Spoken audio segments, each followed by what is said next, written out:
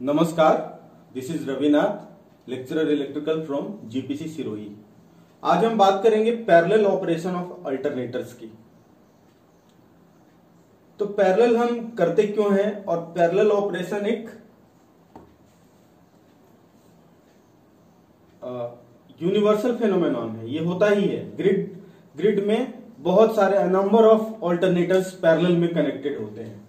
Power system में हम बात करें, power system is interconnected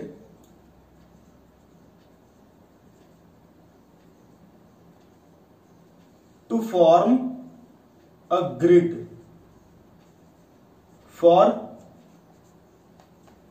reliability,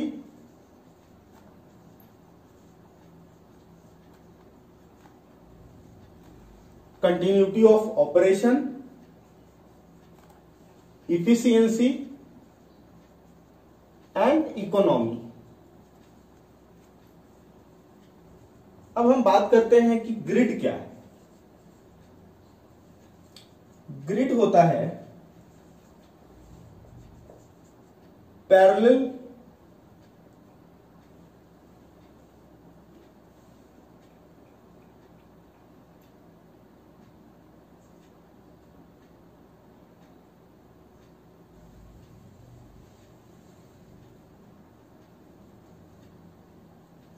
operation of alternator, parallel operation of a number of alternator plus transformer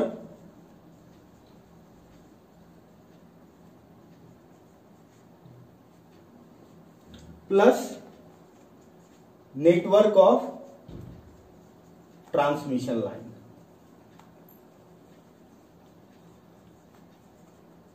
अब हम बात करेंगे कि parallel operation of a number of alternator हम करते क्यों हैं।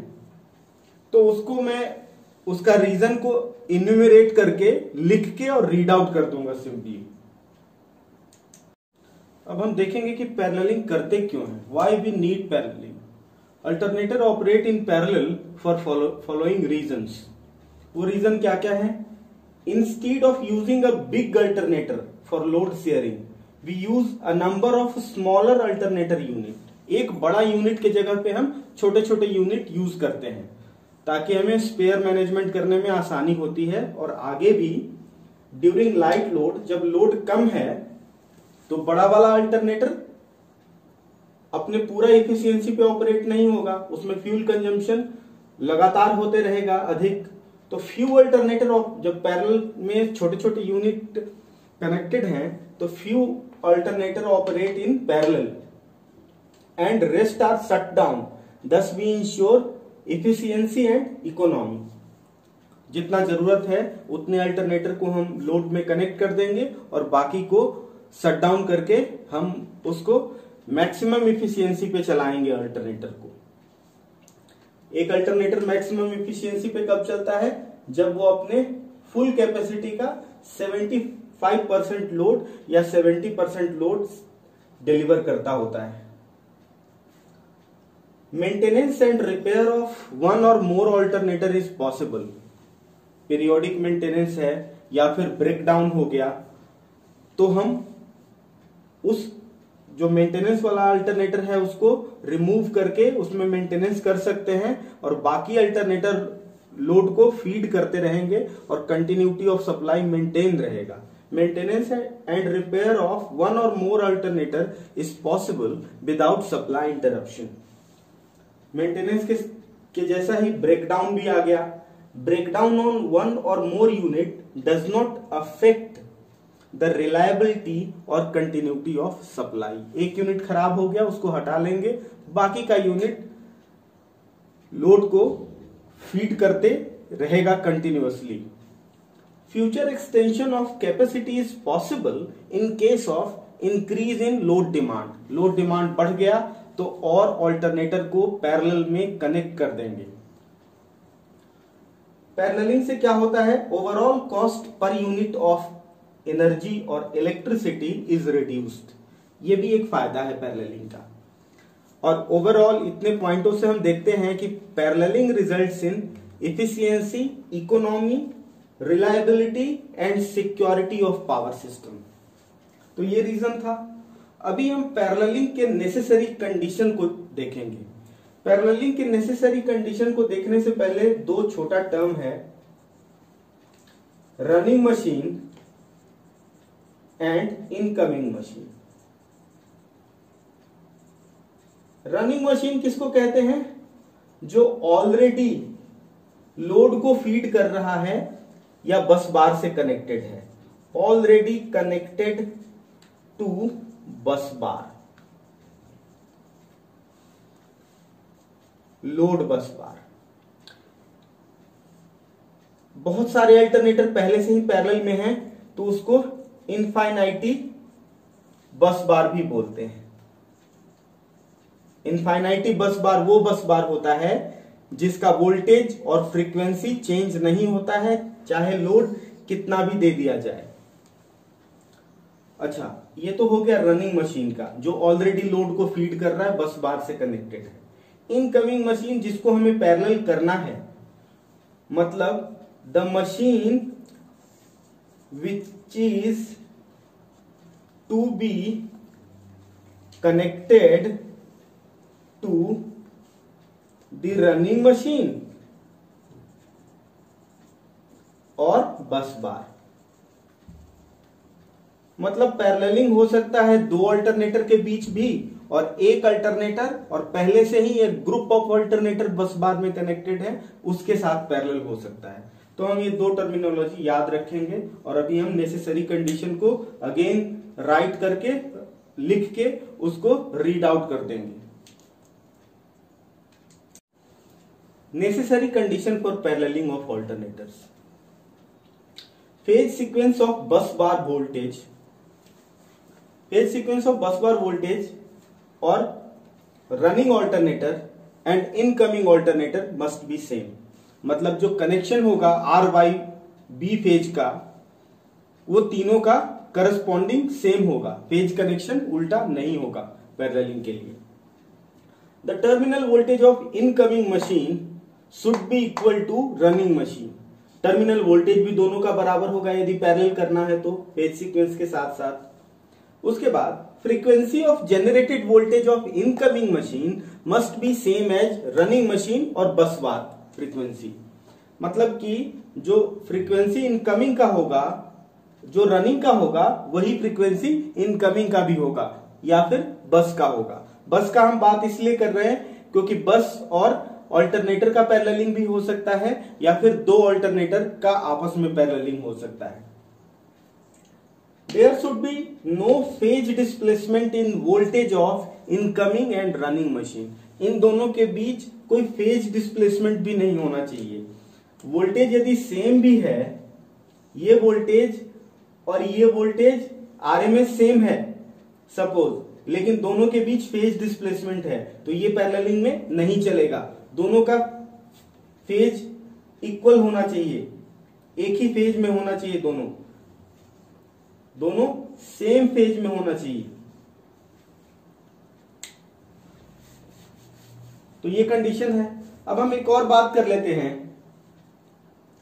कि यदि बस बार से कनेक्टेड है इनकमिंग, और incoming is stand still, incoming machine और ऑल्टरनेटर इज स्टैंड स्टिल, चालू नहीं है,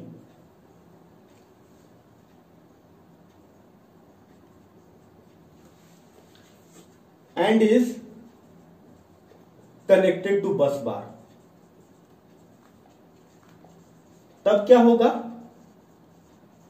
तब इसमें जो इनकमिंग मशीन है, इसमें 3 फेज हैवी शॉर्ट सर्किट हो जाएगा। तो ये ध्यान रखने की चीज है कि ऑल्टरनेटर को पहले बिल्डअप कराएंगे, उसका वोल्टेज और फ्रीक्वेंसी, फेज सीक्वेंस, ये सारी चीजें मैच करा के तभी बस बार पे लाएंगे, और ये चारों चीजें इंश्योर करने के बाद सिंक्रोनाइजिंग स्विच होता है, इसको बोलते हैं सिंक्रोनाइजिंग ब्रेकर भी बोलते हैं, या फिर इंडस्ट्री में 52G भी बोलते हैं। ये चारों कंडीशन मिलने के बाद सिंक्रोनाइजिंग ब्रेकर को क्लोज करते हैं। तो अब हम बात करेंगे मेथड ऑफ सिंक्रोनाइजेशन की। मेथड ऑफ सिंक्रोनाइजेशन है हमारे पास, ट्रेडिशनल मेथड है मेथड ऑफ पैरेललिंग या सिंक्रोनाइजेशन। तो पहला मेथड हम पढ़ेंगे सिंक्रोनाइजिंग लैंप्स। दूसरा मेथड पढ़ेंगे हम, इसमें डिफरेंट मेथड है, सिंक्रोस्कोप। और थर्ड मेथड है, इसके बारे में ब्रीफ में चर्चा करेंगे। This is not in our syllabus but अभी now days it is being used extensively. ये और ये दोनों इस्तेमाल नहीं हो रहा है आजकल। पीएलसी प्रोग्रामेबल लॉजिक कंट्रोलर ही पैरेललिंग के लिए इस्तेमाल हो रहा है। तो इसके बारे में हम एक दो लाइन ब्रीफ में चर्चा करेंगे। हमारे सिलेबस में ये दोनों है तो इसको हम डिटेल में पढ़ेंगे। पहला मेथड पैरेललिंग का, synchronising lamps. Synchronising lamp check करता है पैरेललिंग के कंडीशन को। सिंक्रोनाइजिंग लैंप में भी 3 तरह के मेथड हैं, उसको हम पढ़ेंगे। Incoming machine is brought to the voltage and speed और frequency of running machine. Incoming machine को चालू करके उसका वोल्टेज और स्पीड और फ्रीक्वेंसी एडजस्ट करते हैं रनिंग मशीन के बराबर, वोल्ट मीटर और फ्रीक्वेंसी मीटर के मदद से। The 3 lamps, synchronising lamps, will flicker at the rate equal to the difference in speed of incoming and running machine। वो फ्लिकर करने का जो रेट होगा वो किसके प्रोपोर्शनल होगा? दोनों के फ्रीक्वेंसी या स्पीड के डिफरेंस के प्रोपोर्शनल होगा, रनिंग और इनकमिंग मशीन के। तो इससे हमें समझ में आ जाएगा कि पैरेलल कब करना है, जब वो फ्लिकरिंग का स्पीड वेरी स्लो हो जाएगा। कितना स्लो हो जाएगा? 1 to 2 RPM हो जाएगा। आरपीएम में हम जनरली सिंक्रोस्कोप में बात करते हैं। जब ये वेरी स्लो फ्लिकर रेट हो जाएगा तब हम सिंक्रोनाइजिंग ब्रेकर को ऑन करेंगे। ये दिस इज इंपॉर्टेंट पॉइंट।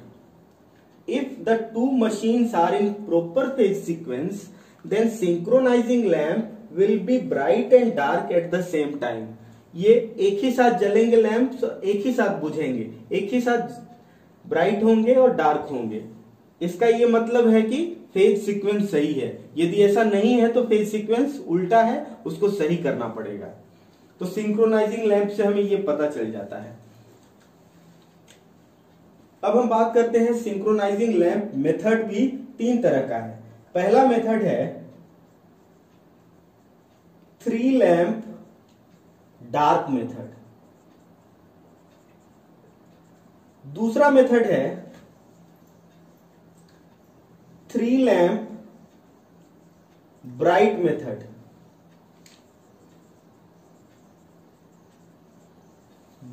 तीसरा मेथड है 1 dark and 2 bright lamp method. ये थोड़े काम का है, ये दोनों प्रैक्टिकली यूज नहीं होता है। ये अभी भी पुराने जगहों में यूज होता है। वैसे सिंक्रोनाइजिंग लैंप अब यूज ऑब्सोलीट टेक्नोलॉजी है, यूज बहुत कम होता है, लेकिन एकेडमिकली सिलेबस के में है हमारे, इसलिए हम पढ़ते हैं। लेकिन कहीं इस्तेमाल भी होता है तो वो ये वाला मेथड इस्तेमाल होता है। अब हम पहले बात करते हैं 3 लैंप डार्क मेथड का। 3 लैंप डार्क मेथड की बात करते हैं तो इसका पहले फिगर ड्रॉ कर लेते हैं। यह है बस बार। इसी बस बार में हमारा रनिंग ऑल्टरनेटर कनेक्टेड है। हम अब बात करते हैं इनकमिंग की, खाली बात करते हैं। रनिंग तो ऑलरेडी कनेक्टेड है ही, तो ये हमारा इनकमिंग ऑल्टरनेटर है। उस इनकमिंग ऑल्टरनेटर का ये हमारे पास 52G है, सिंक्रोनाइजिंग ब्रेकर है। उसका वाइंडिंग है ये।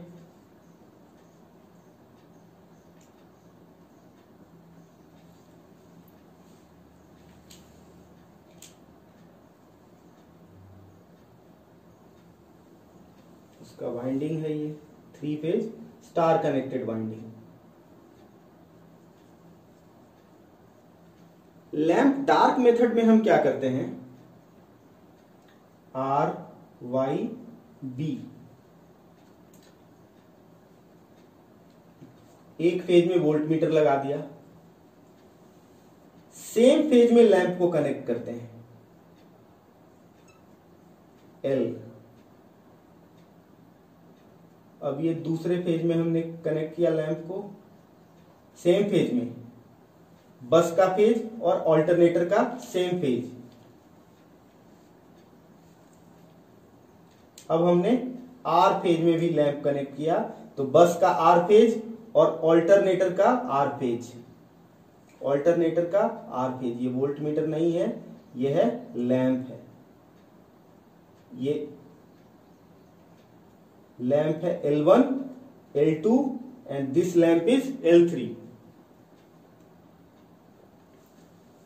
तो थ्री लैंप डार्क मेथड में हम कनेक्शन कैसे लैंप का देंगे, सेम करस्पॉन्डिंग फेज में R1 है और ये R2 है, ये Y1 ये Y2 ये B1 और B2। Clear. Phasor diagram draw करेंगे, ये हो जाएगा R Y and B phase 2 2। Phasor diagram draw करेंगे तो ये R फेज रनिंग का या बस का R1, Y1 नोमेनक्लेचर हम करते हैं क्लॉकवाइज, B1। जो इनकमिंग अल्टरनेटर होगा R2 वो इससे फेज में थोड़ा फास्ट होगा, फास्ट रोटेट होता होगा, तभी पैरेललिंग प्रॉपर होगा। मतलब R2 ये होगा और फेज का रोटेशन एंटी क्लॉकवाइज होता है तो ये फास्ट है R2। उसके बाद जो Y2 होगा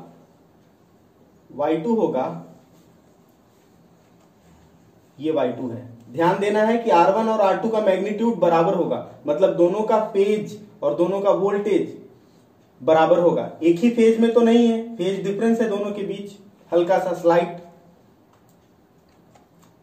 लेकिन मैग्नीट्यूड बराबर है। ये हम बात करते हैं B2 की। तो लैंप किसके किसके बीच कनेक्टेड है, लैंप है इन दोनों के बीच कनेक्टेड, इन दोनों के बीच कनेक्टेड और इन दोनों के बीच कनेक्टेड है लैंप डार्क मेथड में।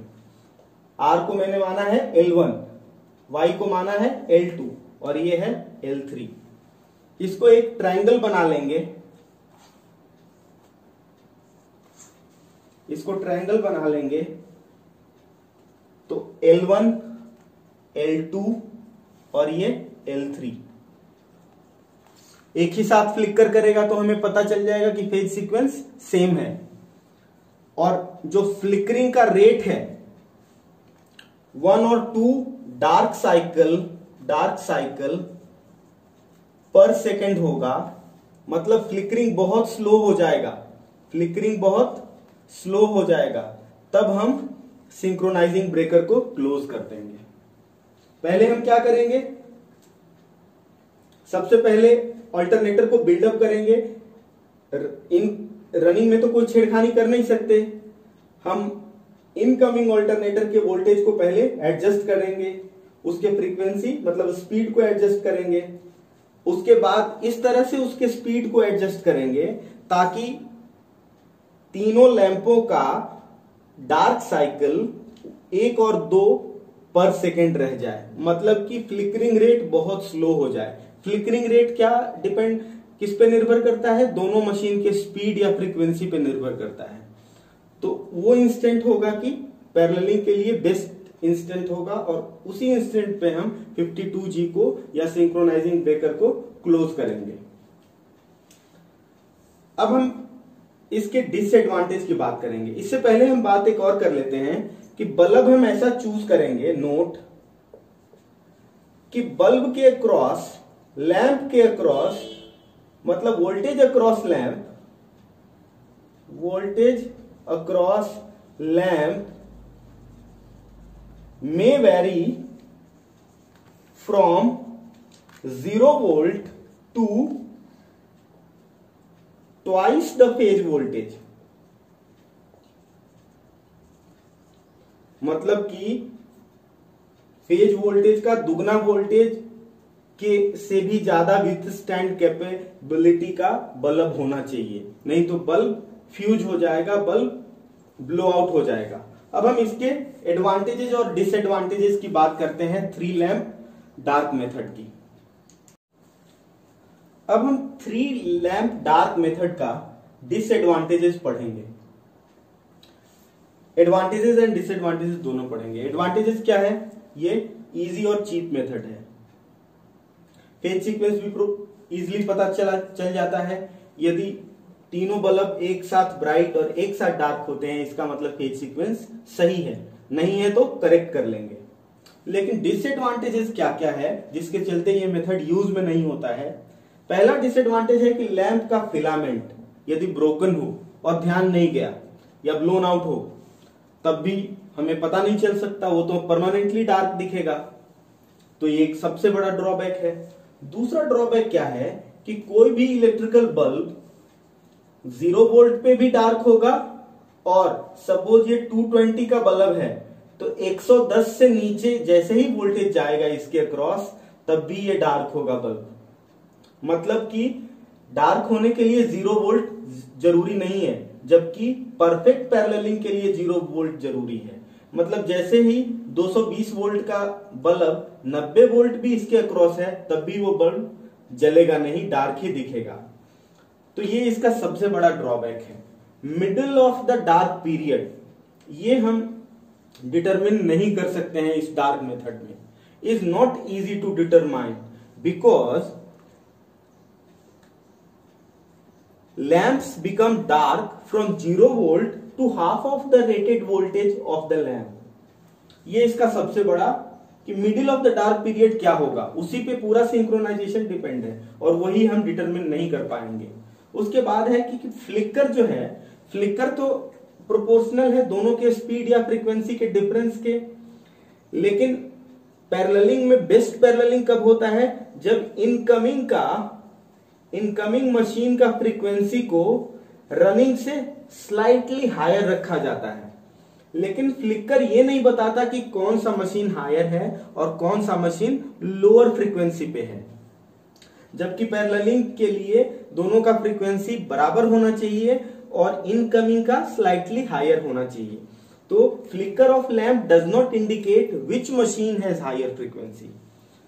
तो ये भी एक बहुत बड़ा डिसएडवांटेज है। इसके चलते ये practically three lamp dark method use में नहीं होता है।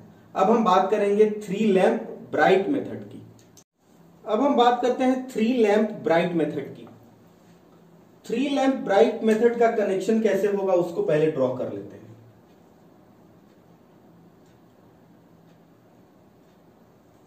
सपोज ये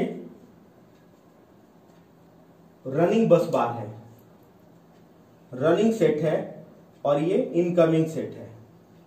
उसी तरह से वाई फेज का रनिंग और ये वाई फेज का इनकमिंग, उसी तरह से बी फेज का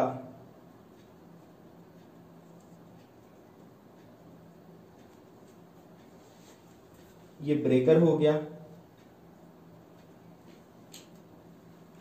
इसमें हम कनेक्शन देते हैं, बल्ब का क्रॉस कनेक्शन देते हैं। जो बल्ब कनेक्टेड होगा वो आर और दूसरे फेज के बीच होगा, यहां पे आर और वाई के बीच है। उसके बाद जो दूसरा बल्ब है वो वाई और सपोज बी के बीच है, और तीसरा बल्ब है वो किसके किसके बीच है?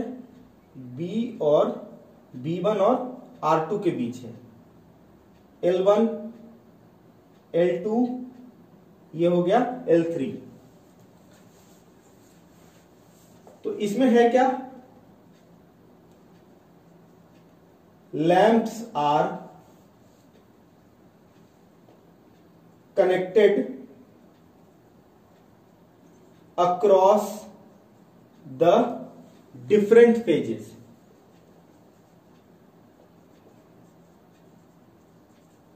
ठीक है। उसके बाद यदि लैंप एक साथ डार्क और एक साथ ब्राइट हो रहा है तो फेज सीक्वेंस ओके है। फेज सीक्वेंस ओके कब है, lamps are getting dark and bright simultaneously।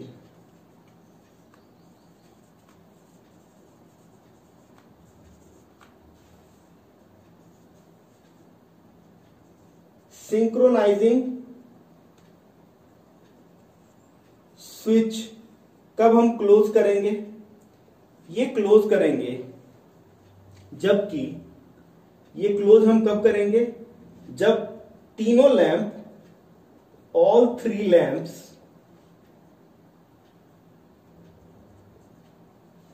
Are brightest. उसके मिडिल, ब्राइटेस्ट के मिडिल पीरियड में सिंक्रोनाइजिंग स्विच को क्लोज करेंगे। और लैंप डार्क मेथड्स के ऊपर इसका एडवांटेज क्या है कि इसमें फिलामेंट ब्लो ऑफ भी नहीं हो सकता, और डार्क मेथड के मिडिल को डिटरमिन करना डिफिकल्ट था, लेकिन ब्राइट मेथड के मिडिल को आइडेंटिफाई करना डिफिकल्ट नहीं है। ये इसका एडवांटेज है। और डिसएडवांटेज क्या है, डिसएडवांटेज क्या है कि जो फ्लिकर है, फ्लिकर से हम पता नहीं कर सकते कि इनकमिंग फास्ट है या रनिंग फास्ट है। तो हम flicker cannot determine which machine is faster और स्लोअर। तो 3 लैंप ब्राइट मेथड की इतनी ही बात है। 3 लैंप, इसके आगे हम पढ़ेंगे 1 डार्क लैंप और 2 ब्राइट लैंप की बात करेंगे। मतलब 2 ब्राइट 1 डार्क लैंप मेथड, जो कि प्रैक्टिकली यूज होता है।